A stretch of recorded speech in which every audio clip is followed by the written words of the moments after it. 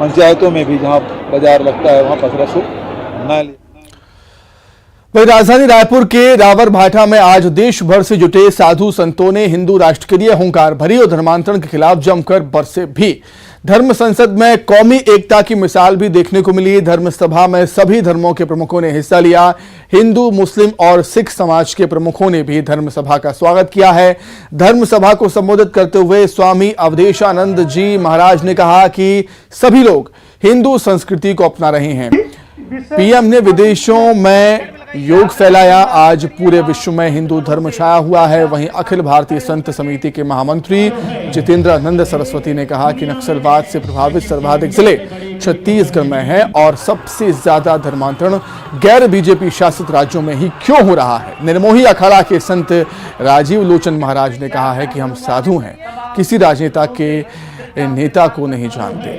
हमारे नेता राम हैं और हमारी पहली सभा की शुरुआत कवर्धा से होगी। साध्वी प्राची ने भी हिंदू राष्ट्र के लिए हुंकार भरी। धर्म सभा के दौरान ईसाई धर्म में जा चुके 21 लोगों ने घर वापसी की। छत्तीसगढ़ गौ सेवा आयोग के अध्यक्ष महंत राम सुंदर दास भी धर्म सभा में मौजूद रहे। अमेरिका के अनेक विश्वविद्यालयों में अभी ये अनुसंधान हुआ कि कौन सी संस्कृति, संस्कार, सभ्यता, विचार और जीवन शैली पूरे संसार में चारों ओर छा गई है। तो पता लगा वो हिंदू धर्म, संस्कृति और संस्कार है। धर्म संस्कृति योग के रूप में, योग के रूप अब कल्पना नहीं कर सकते। अभी 4 दिन पहले ही अंतर्राष्ट्रीय योग महोत्सव में था, वहां 90 देशों के प्रतिनिधि आए हुए थे। और इससे पूर्व में भी मैं तो 30-35 वर्षों से पश्चिमी देशों के भ्रमण पर हूं। आप अचंभित होंगे, अकेले 12 लाख तो अमेरिका में योग केंद्र हैं रजिस्टर्ड। और हमारे मुस्लिम भाइयों के देशों में कोई एक भी देश ऐसा नहीं छूटा जहां योग महोत्सव न हुआ। ब्राजील में, ऑस्ट्रेलिया में, न्यूजीलैंड में एक समय पर। और सच मानिए, अगर हिंदू बहुत कट्टर हो गया, एक दिन कोई मुझसे पूछ रहा था कि हिंदू कट्टर हो गया तो क्या होगा। मैंने कहा जिस दिन हिंदू कट्टर हो गया पूरी धरती पर शांति और समाधान के द्वार खुल जाएंगे, क्योंकि हिंदू कट्टर होने का वो अहिंसक बनेगा। कि इस देश के साजिशों के कुछ जड़ें छत्तीसगढ़ में भी हैं। चर्च प्रायोजित आतंकवाद की दृष्टि से अगर आप देखें तो नक्सलवाद से प्रभावित सर्वाधिक जिले छत्तीसगढ़ के अंदर हैं। इसलिए इस सभा की और इस यात्रा की आवश्यकता थी।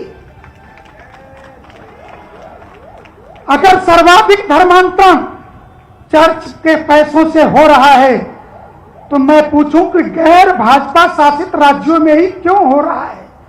उन पैसों के स्रोत राष्ट्रद्रोहियों के द्वारा उपलब्ध कराए जाने वाले धन के स्रोत इन्हीं राज्यों में क्यों खुले हुए हैं।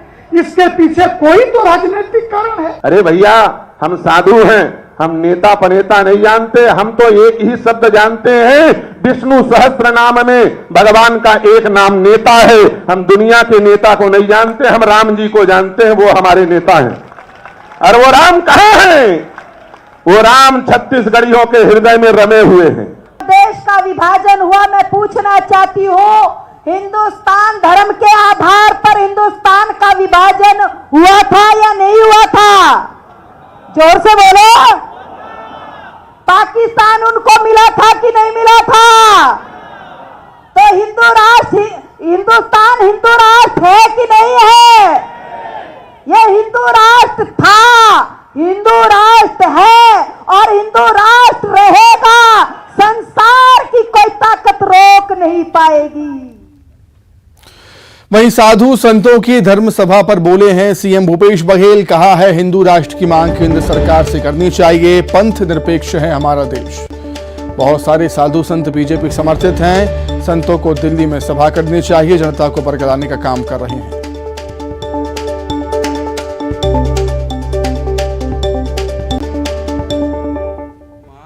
भारत सरकार से करना चाहिए और केंद्रीय गृह मंत्री माननीय अमित शाह जी ने बयान दिया है कि देश संविधान के हिसाब से चलेगा।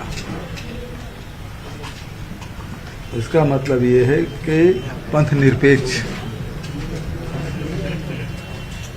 ये देश है। अब ये लोग मांग कर रहे हैं और इसमें बहुत सारे जो साधु संत हैं वो भाजपा समर्थित भी हैं, भाजपा सपोर्ट भी करते हैं। तो यहाँ करने के बजाय उनको दिल्ली में करना चाहिए और वहाँ मांग करना चाहिए। अभी शाह जी 25 तारीख को आ रहे हैं। ये मांग भारत सरकार से करना चाहिए और केंद्रीय गृह मंत्री माननीय अमित शाह जी ने बयान दिया है कि देश संविधान के हिसाब से चलेगा।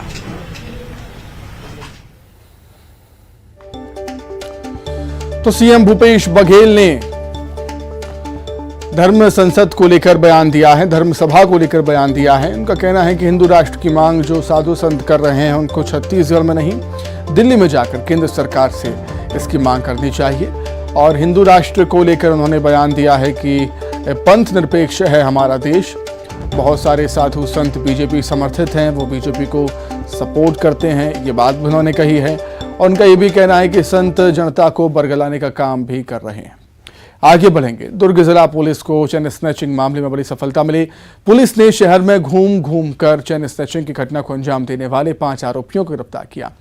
इनमें एक नाबालिग भी शामिल है, जबकि एक आरोपी अभी भी फरार है। पुलिस ने आरोपियों के पास से 7 सोने की चैन बरामद की, जिसे आरोपियों ने शहर के अलग अलग स्थानों से चोरी किया था। जब्त सोने की चैन की कीमत करीब 8 लाख रुपए बताई जा रही है।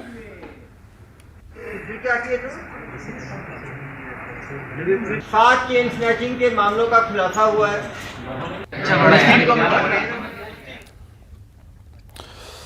खबर कांकेर से, जहां पर कुएं में गिरे तेंदुए का सफल रेस्क्यू हुआ है। भीमाडीही इमलीपारा में कुएं में तेंदुआ गिर गया था। तेंदुआ कुएं में काफी देर तक फंसा रहा। वन विभाग की टीम लगातार उसको निकालने का प्रयास कर रही थी। वन विभाग की टीम को सफलता मिली है। तेंदुए को कुएं से बाहर निकाल लिया गया है। तेंदुए का सफल रेस्क्यू ऑपरेशन यहां पर हुआ।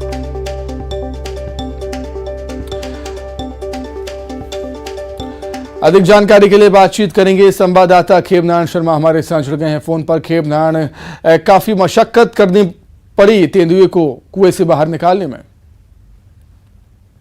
आपको मैं अब अपडेट बताता हूं कि सुबह 6 बजे से जो है कुएं में गिरे तेंदुए को निकालने की कवायद जो है वन विभाग का अमला कर रहा था। अब वो रेस्क्यू जो है सफल हो गई है और जिस प्रकार से सुबह से लेकर शाम तक वन विभाग का अमला वहां पर मौजूद रहा और आसपास के गांव को अलर्ट किया गया, पूरे क्षेत्र में अलर्ट जारी कर दिया गया था कि जो है अपने अपने काम निपटाकर जो है अपने घरों पर वापस चले जाएं। और उसके बाद जो है शाम को जब ठीक है, बहुत धन्यवाद आपका खेमनारायण जुड़ने के लिए, तमाम बातचीत के लिए। आइए आपने एक 25